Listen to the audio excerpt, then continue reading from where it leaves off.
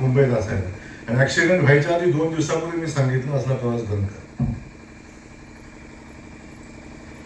आणि त्याच पद्धतीचं अगदी पाऊल टाकून हा काम करत असतो. माझी आपल्या सगळ्यांना विनंती एवढीच आहे,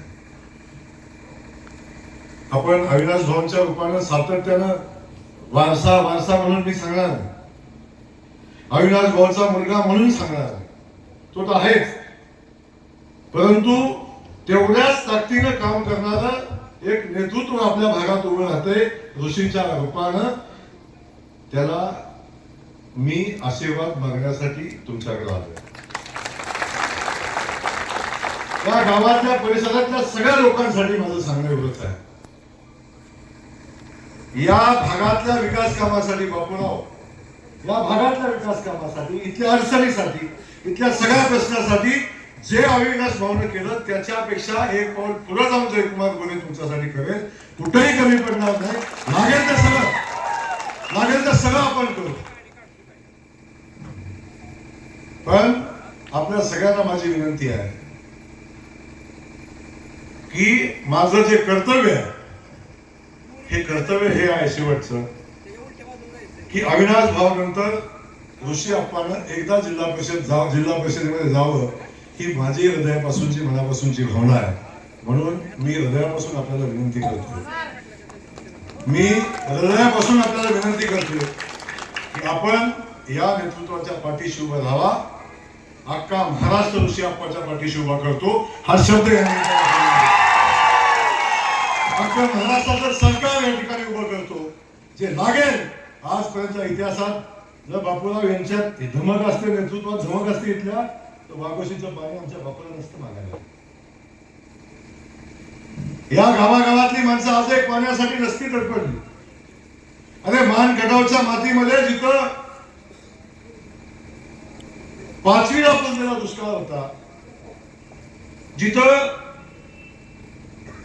उसाचं कांड पिकत नव्हतं, उसाचं साम्राज्य होतं, एक दुष्काळ म्हणलं की मान खटाव आपण सगळेजण बघत होतो. त्या मान खटाव तालुक्यामध्ये आपण सगळ्यांनी बघितलं की खंडाळा वाई तालुक्यातनं पाणी नेलं आणि तो तालुका सुजलाम केला.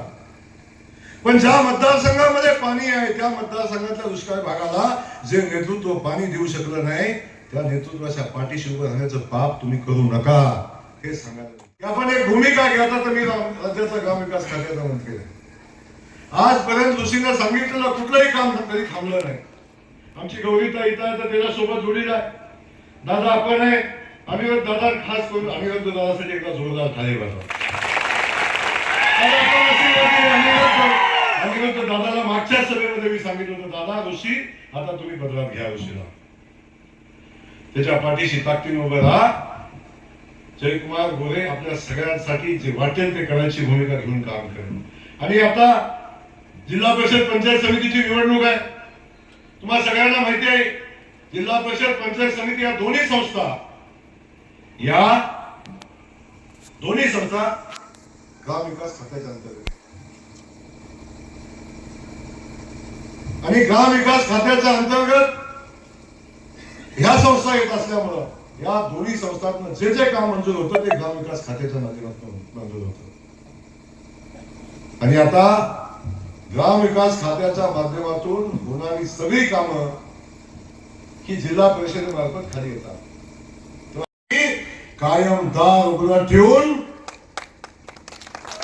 काम करेल हा शब्द या निमित्ताने आपल्याला देतो. माझी विनंती आहे, या सगळ्यासाठी महाराष्ट्र सरकार, देवा भाऊ, सगळे लोक आपल्या पाठीशी उभे आहेत.